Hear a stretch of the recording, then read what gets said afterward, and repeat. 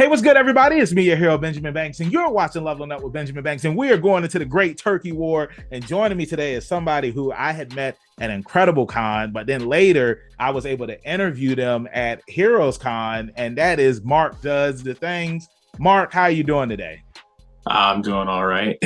Hey, that is good to hear. I'm glad that you're doing all right, but I'm just going to need you to be ready because the Great Turkey War is coming, and it is one of my favorite times of the year because, you know, we're going to eat and then we're going to fight. We're going to eat and we're going to fight. And I'm going to ask you that Great Turkey War question when we get to the end of the interview. So before we get into today's interview, everybody that's watching, make sure that you like this video, you subscribe to the channel, and you hit that bell button so that way you're always notified when we have new content here on Leveling Up with Benjamin Banks. And as D always says, podcast link down below in the description. Like, follow, subscribe. So let's go ahead and get into today's interview. So Mark, the first question that I ask each and every guest up here is, what is your origin story? Every hero or villain has one. So tell everybody who you are.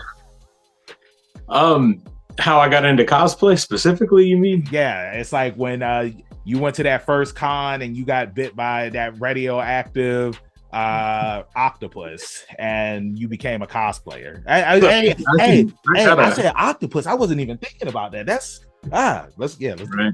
Foreshadowing. So what actually got me into it was I was a pretty big Star Wars fan, and it was just Halloween. I don't know, this is probably whenever The Force Awakens came out. That was probably 7-8 years ago now. Isn't that crazy to think about? I know. And I had like a Jedi costume that I kind of like threw together, and I had one of those like original Ultra Sabers, and I was just like, oh, I'm gonna dress up as a Jedi for Halloween. And I didn't want to look like a dummy with my lightsaber. When I went to this big party in Myrtle Beach. You know, they used to do at Broadway at the beach, they'd have a big square with some of the craziest costumes you've ever seen. Yeah. And so I wanted to be able to do some stuff with the lightsaber. And that's really what got me started on everything, was that got me doing everything that I'm doing later on, you know, was learning those lightsaber tricks, having that little costume, and then just progressively wanting to do more and more. That's awesome, man. And I love that Star Wars was the thing that made you want to get into the world of cosplaying. You know, being a Star Wars fan myself, it's a series that I hold dear to my heart, just like a lot of people, because of the story that they've told over the years. And for that to be the gateway for you to get into cosplay and to go to Myrtle Beach and have fun with a bunch of other people, I just think that that's an awesome origin story. So, you know, I want to know now, you know, what was it like going to your first convention? Like, did you do a Star Wars cosplay for your first convention as well, or did you do something else? I did go to a convention or two before I got into doing cosplay, but it was more so my cousin. My cousin had he's a big Fallout fan, and he had that Brotherhood of Steel armor. Nice. That he had made, and he needed somebody to help him because he couldn't see out of his helmet, and he couldn't get in and out of the helmet. So it's a little bulkier even than a Mandalorian suit, the Brotherhood armor is. So I had to be his handler. So my first real experience with cons was going with him and having to help him. And I never thought about doing it myself. I never really considered it. But to answer your question though, my first con that I actually cosplayed, I don't even remember at this point. I really don't. Isn't that terrible? It is, but it's not. I think that I shifted from doing the Jedi thing and I wanted to do a character, you know? I think that after I did that, I felt like at the time that if you're doing a Comic-Con, that like I wasn't into the OC thing. Yeah. And I'm like, well, I should be a character. And so I think I did Kylo. I think my first con that I really cosplayed at was like a homemade Kylo outfit with like the Black Series helmet. And I went to a con in Charlotte. Nice. Charlotte Comic-Con, one of the little ones that they do a few times a year there. And it was a learning experience, let me tell you. Wearing a helmet in a place you've never been before is always something. Yeah, and it's crazy because it's just like, you know, going back to it when your cousin had on the Brotherhood of Steel armor and you was his handler, and then now it's just like you have the helmet on, And I'm just going to tell you, man, like I've done a Jason cosplay and it's hard. It's hard wearing the mask because it's just like you can only see straight. You can't look to the left or the right. You know what I'm saying? So it's hard. But I want to say like a Jason mask is a lot easier than a Kylo Ren helmet or that Kylo Ren helmet sucked, man. I did not. It was one of the Black Series ones, you know, and this was one of my first things that I did, and I tried to do the outfit kind of myself, and I have the Black Series lightsaber, like the licensed stuff. I look like a total amateur. You know what I mean? But look, you know, before we move along, you got to shout your cousin out. What's their handle, and do they still? He doesn't do nothing no more. No, I can't shout him out no more. He doesn't really do anything. He retired. Hey, look. Yeah. Hey, look. Every cosplayer has their day where it's just like they gotta put the boots down and hang up the jacket. You know, he never really got that into it. He did a con locally with me, one or two cons, and he did. He made a Mandalorian armor and he wore that to a movie premiere. Nice. You know? And that was it. Really, he didn't really get too much more into it after that. Okay. All right. So I want to ask you now, because you know, when I first met you, like I mentioned at the start, I met you at an Incredible Con, but you weren't cosplaying as Doc Ock because this is a huge build. But when I saw you at Heroes Con and you were walking around with the tentacles and everything. So, not to cut you off, but I did do Dr. Octopus at Incredible Con. Incredible Con was 2 days. Well, I did Doc Ock the first day. Well, see, when I came that Saturday, and it's like you had the outfit on, but you didn't have the tentacles on. Because I took it off at some point. By the time you saw me, I probably took it off. Yeah, exactly. I did wear it the first day for you know, when you're guesting at something like that, you got to be one of the first people there. Mm-hmm. Set up your booth and all that stuff. And let me tell you, because I couldn't put the costume on, this wasn't something I could get ready in my room and just wear it to the floor. So I had to have a cart and I had to carry all this stuff down to the table, and then I had to go and change, and then I had to come back. Mm-hmm. You know what I mean? It was running back and forth. So like I was tired by the time I even put it on. Like, trust me, man. I know for my Kisame cosplay, my Samahada, it's this giant sword, and it was my first time, you know, making something this big. And I was a guest at Superstar Anime, and I want to say it was about like 90 degrees outside, man. And it's like the sword is really heavy; it's broken into 2 pieces. So I had to grab a piece, walk all the way to my table, and come back. And what you just said is something that I need to do. I need to get a cart, because if I had a cart, I could have just had everything at the table. But making those 2 trips, and my face was already covered in paint, like the paint was starting to come down, man. So I learned my lesson. But I want to ask you, because I know you told me that you actually made the tentacles yourself. Like, what was the process like making those tentacles, and how long did it take you to do everything? Okay, so I got a little bit of a story for that. All right, we got that. I usually do like one big build a year kind of thing, you know, because I do a lot of other stuff, so I don't like to spend too much time building props and stuff like that. But I like to compete in a couple contests, and one of the contests I like to compete in is in Florence, which is where I live. I like to do that contest.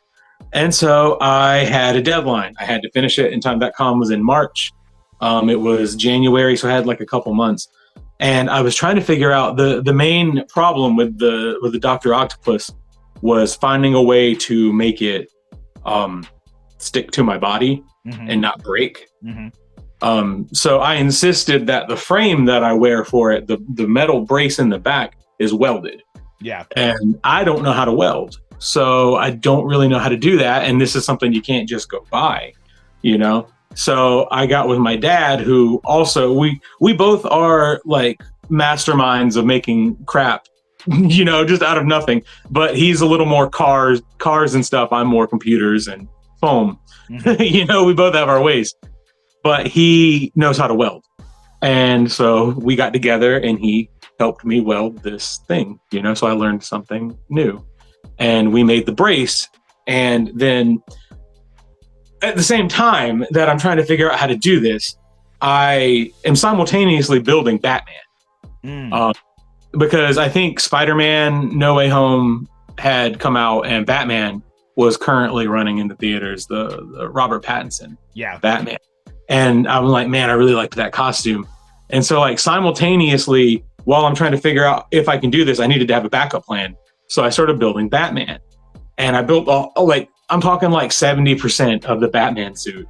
It didn't finish it because once I got that frame built, then it was like all in on Dr. Octopus because this is really the better choice out of the two of them. But the way that they're actually assembled is the frame has prongs that stick out about this far. And then I belled out the ends of PVC pipe to go over it and then drilled a hole straight through. And so you slide the arm over and then drop a bolt in that's about that long. And it slides it in, you slide that in, it kind of shifts a little bit and it locks into place and won't go nowhere. And that way, because a lot of times I have to put it on, random person is getting me in and out of this. You know, I'm grabbing somebody who I recognize, like I might ask you to do it one day, you know, if I run into you and I need help, you know, so you never know who you're going to be there with. So I had to make it as simple as possible. Slide it over, turn it till the holes line up, drop a pin in.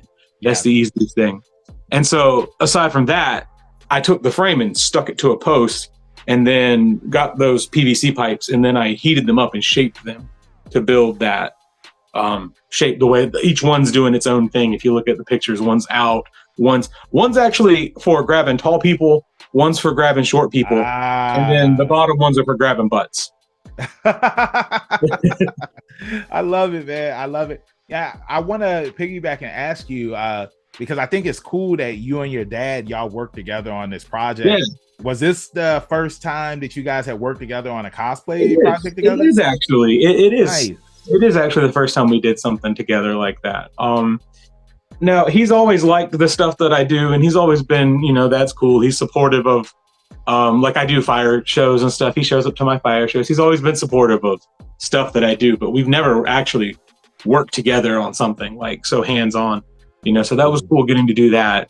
Now, my favorite part was when he said, I'm going to come over and help you. And because I had to, this is the part I forgot to answer, is that I built 90% of the stuff in about 2 weeks. Because I'd been building Batman, and when I finally got the frame done, I had 2 weeks left. Yeah. So I built like all the individual plates. There's about 15 plates on each arm, 4 arms. You can do the math. And they're cardboard and foam. And I took them all and I lined them up on a table, like put a piece of pipe through them. And then I just spray painted everything, you know? And my favorite part was him coming over and just sitting in a chair watching me. He said he was going to help. And I'm just like, okay, I guess I'm spray painting all this. He's just like, yeah, you got it. Yeah, that's awesome, man. I think it's cool when you have supportive parents that, you know, want to either help you with your cosplays or, you know, just see you like be so happy while you're working on something. I know, like, again, when I was making my Samahada, my mom, she had saw me putting it together, and you know, it's just like just her seeing it, because it's a funny story. But this is my original Samahada, not the bigger one, but I had to fix it, and she was just like, it looks like your sword is limp. And I was just like, Mom, come on. you know what I'm saying? So I was just like, yeah, I got to put the stick in it so that way it'll stick straight up. But anyway, it's just funny that, you know, I was able to have that experience with my mom. So, you know, I want to piggyback off of something that you had said about you know, being a fire handler. And I think that that's really cool. You know, guys, if you go to Mark's channel, you can see videos of him performing with, you know, fire and whatnot. So I want to ask, like, what was it that led you to want to doing that? Well, I guess I get asked this a lot. Matter of fact, I did a live stream today, and this was a pretty popular question. You know, to continue the story of the homemade Jedi outfit with the lightsaber, we continued building the costume. We continued getting better props. We continued enhancing the skills.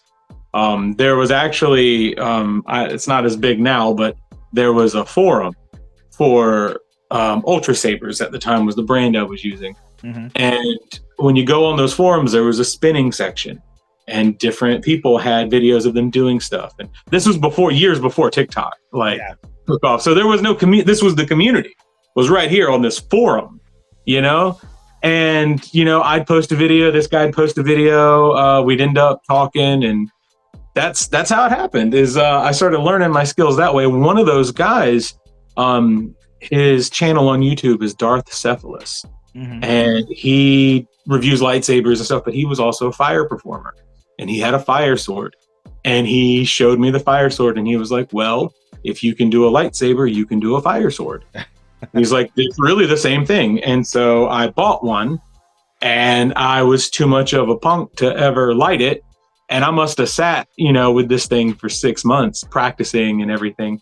And then at a friend's wedding, not at the actual wedding, but at the party before the wedding or whatever, I had been out there and they were asking about it. I brought it with me. I was playing with it.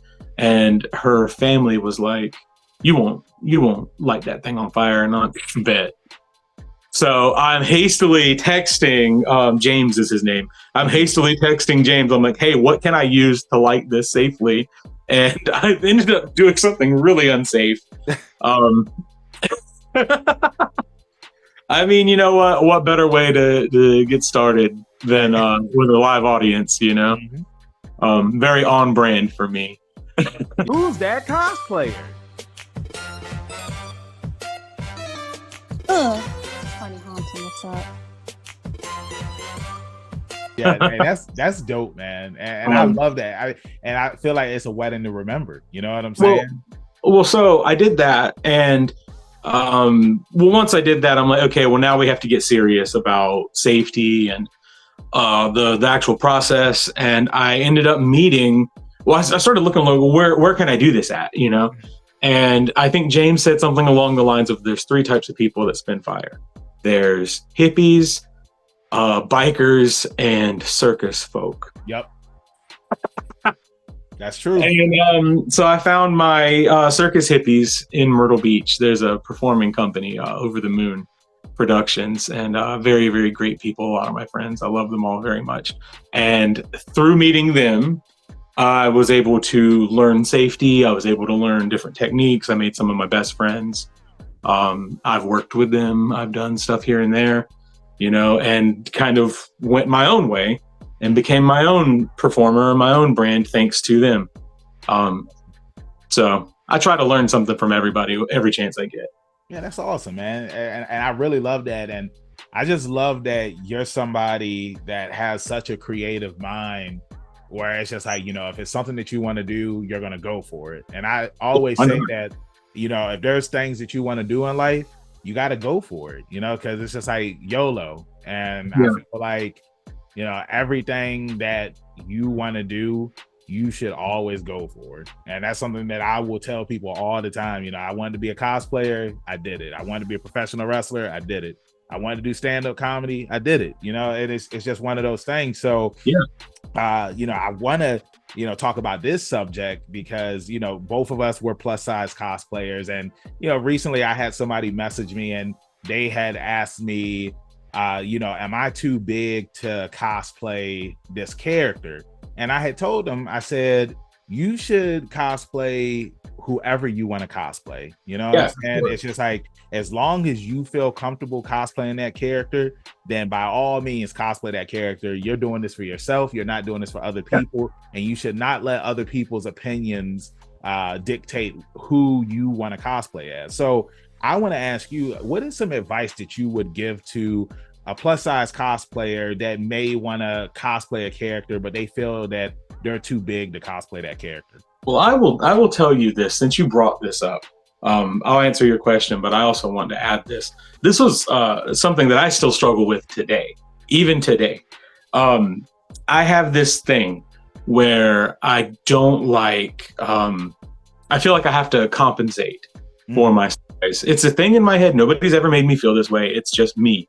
I feel like my costumes have to be the best thing they can possibly be, you know? And I had a conversation about this recently. And I feel like if what I do is not the best thing you've ever seen, you're just going to see a fat person. Yeah, I agree with you. And that is something that I have had. This is a personal problem, and I'm coming to terms with it myself. But I've always done hyper accurate things. I've always tried to make things bigger than they needed to be. Something like, even if I'm doing something simple, like I need to have like, if I'm doing a Jedi, I need to have skills to go with it. Yeah. I better be a real Jedi. I have to do something to make you forget that you're looking at a cosplay and make you believe you're seeing the real thing. And that's just something I've struggled with. Maybe it's a good thing, but I don't think it's positive for other people. I wouldn't want somebody else to feel that way. But that's personally something that has always motivated me, was to overcome that. Just first impression. Here's a fat guy dressed as Darth Maul. Well, when I can do everything that Ray Park can do, you forget that it's a fat guy dressed as Darth Maul, But advice for somebody who wanted to do something, well, you should never let anybody tell you what you can and can't do. But what I would say is, don't let people stop you from having fun. Yep. Don't let anybody tell you can't do something. If you want to go and have fun, go and have fun. Make sure that whatever you're cosplaying is something you're really passionate about, and put everything into it, and people will recognize that. They will recognize that over you not necessarily looking like the character.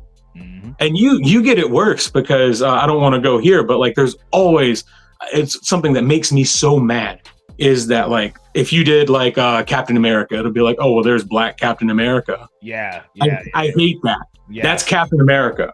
Exactly. You know what I mean? That it's not Black Captain America, it's Captain America. Yep.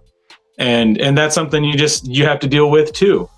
And I hate it for you, and I wish I could fix it. And I try my best to, always speak on that whenever I can.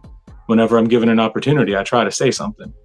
Yeah, I appreciate that, man. And it's crazy because like honestly, like when it comes to like people online, because they're just trolls. So it's just, and me being a professional wrestler, because I was just having this conversation earlier with a friend.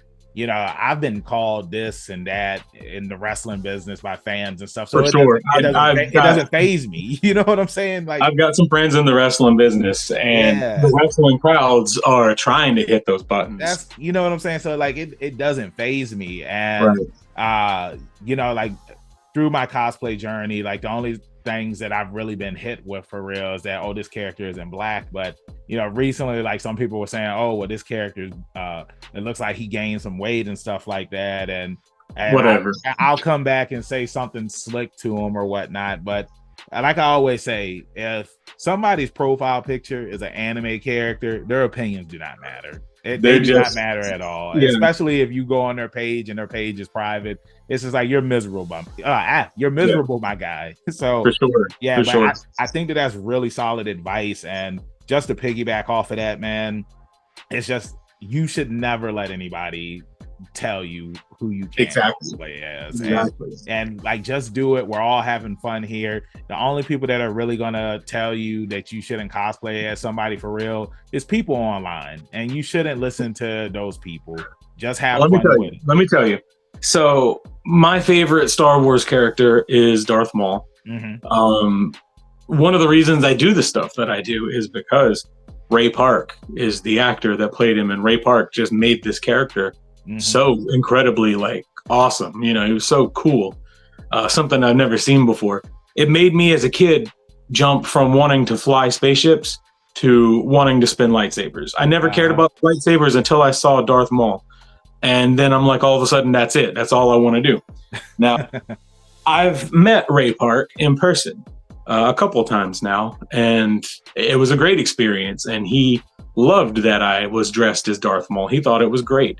And you know what? If Ray Park himself tells me this is awesome, there ain't a single nerd on the internet that can tell me otherwise, because the man himself that is the character just told me I did a good job. Yeah. And then when I go and I show him, because I had a plan. Let me tell you this too. I don't mean to just hijack this, but I had a plan. I had 3 celebrities I wanted to meet. I wanted to meet Ray Park, I wanted to meet Mick Foley, and I wanted to meet Ron Perlman. Those are the only 3 celebrities I give a shit about. Mm-hmm. And Ray Park, I had a plan for this. I was going to spend whatever I had to get the video of him doing something with a lightsaber, and then I was gonna like play horse, basically. Yeah. You go, and then I go, and then you go, and then I go, and then eventually I was gonna hit him with something that I knew he couldn't do. And because I have some moves that I know he can't do because he doesn't do those kinds of things, you know. Yeah. Awesome. Like the contact moves, but that didn't happen. I tried to get that video, and he was not allowed to spin the lightsaber. That's what his managers were telling me. So I'm like, okay, fine. I'm not going to be that person that is annoying about it. Let me enjoy seeing him anyway. And when I talked to him, I said, he was a big influence to me, and that I have a pretty good following online. Doing all this stuff. He was my big inspiration, and I was thanking him for that. And he was like, well, can you show me what you do? And so I'm like, sure, I can show you what I can do. Yes, please. So I go to show him what I can do. And he fumbles around because he does not have his phone. And he wants to record it. And he's literally digging through his bag, fumbling around, trying to find his phone. He finds his phone. He records me and then posts me on his Instagram. That's awesome. And I'm like, that's awesome. Even better. That's even better than what I planned. I had no idea Ray Park was going to get excited about me and post me. That made me feel so good. So like, that's my nerd moment. That's it. Don't get no better than that. Hey, that's an awesome moment. That's something, because it's one of those things. It's like you are a kid, you're watching Star Wars, and a lot of times it's like you never think that you're going to meet like people who inspired you or motivated you, and then when you get these moments, it's just like you have to take that. This year I went to Florida to MegaCon to meet Justin Brenner, who voices Deku from My Hero Academia. So back in 2018, I was close to 500 pounds, right? And I was just like, you know what? I want to change my life, and I want to live, and I want to get in better shape. And at first I was going to the gym, but I didn't have the motivation. I started watching My Hero Academia because like that was the anime that got me back into watching anime. And I binged it. I put the music on my gym playlist, and bro, I ended up losing 200 pounds, right? Awesome. That's great. Thank you. And so I end up going to Florida. I'm cosplaying as Deku because that was one of my things. I was just like, yo, if I'm going to do a cosplay of my first anime cosplay, I want to cosplay as Deku. So when I saw that he was going to be in Florida, I went there and I saw him. I was cosplaying as Deku, and it was a dream come true. And I told him my story, and like, same thing you just said. He was just like, man, like that's awesome. And I'm happy that I was able to help motivate you as that character and whatnot. And like, that's just a moment that'll always be close to my heart, man. So it's like, I understand where you're coming from with your story of meeting Ray Park and, him recording you and then him posting it on his page. It's just a cool moment. So pinky's up for you for that. So you're welcome. So we're here at the end of the interview. And before we wrap this thing up, like I said, the Great Turkey War is approaching us. And I got to know 2 questions. What is your favorite Thanksgiving gift? And what is your least favorite Thanksgiving gift? Not gift, but food. Yeah, I said gift. I don't know what else. Man, that's tough. Well, I like mac and cheese, so I'm always looking for the mac and cheese at Thanksgiving. I like turkey a lot too, but I'm looking for the mac and cheese more than anything. All right. Baked or stovetop? I like it baked. Okay. All right. It's good in the crock pot too. Sometimes they do it in the crock pot. It's good. Okay. I've never had mac and cheese in the crock pot. I've only had it baked and stove. I like it baked though. Yeah. Preferably baked. With that crust on top. With the crust. Yeah, there you go. I know. All right. So what's your least favorite? Oh man. Probably the that cranberry sauce thing. No, not the cranberry sauce. I don't like the cranberry sauce. No. Oh, I'm trying to think what else don't I like. I like the stuffing. Believe it or not, a lot of people don't like stuffing. I end up actually like the stuffing. Yeah, that's true. It's crazy that people don't. I love stuffing, but dang, cranberry sauce. I can't believe I'm hearing this. But this is I don't like the cranberry sauce all that much. Hey, but you can mix it with whatever. You can mix it with the turkey. You can mix it with the mac and cheese. Like I'll tell you what I miss though. My granddad passed away a few years ago. Yeah, but my whole time growing up, he would make he had pecan trees, out in the yard, and he would get the pecans straight from the tree and stuff like that. He didn't go to the store and buy them. Yeah. He crushed these things himself because he would sell them. And so he would make a pecan pie that was just out of this world, and he only made it during Thanksgiving. And I don't have that no more, but man, it was good. Yeah, I really miss that. Yeah, I should really try to make one myself. You got to, bro. I got to do it now. That's true. Yeah, you got to keep really the about tradition. You got to keep the tradition alive. And just like this story you just told me, it's just like it's a story that you got to pass down. And then it's things. It's just like you got. That's the thing about living life. You know, it's just like people, they do things for us or they show us stuff. And it's just like we have to keep those traditions alive and pass them on to future generations and stuff like that. So, Mark, thank you so much for joining me up here on Who's That Cosplayer. It was awesome talking to you. Before I let you go, let everybody in social media land know where they can find you at. Oh, it's Mark Does the Things, all one word, on everything. All right. Everywhere. It's on Facebook, Instagram, TikTok, even I think Twitter, Threads, all that. It's all the same thing. Perfect. Thank you so much. Hey, y'all make sure that y'all go and follow Mark on all of his social media accounts. You already know where you can find me, your hero Benjamin Banks, at KingBenji_Banks on TikTok, Twitter, Instagram. You can find me on Facebook at Benjamin Banks. I should be the first person to pop up. If not, then I need to contact Mr. Zuckerberg. Like I always say, keep that pinky up, stay positive, prepare for the Great Turkey War. We'll see you next time on Leveling Up with Benjamin Banks. Peace. Thanks again, everybody, for watching another episode of Leveling Up with Benjamin Banks. Make sure you like, follow, subscribe to the channel. Podcast, we got that too. Make sure you give us a thumbs up and hit that bell for further episodes and notifications. Thanks a lot to our patrons. And if you don't mind, join the Patreon. We'll be having new specials coming up soon.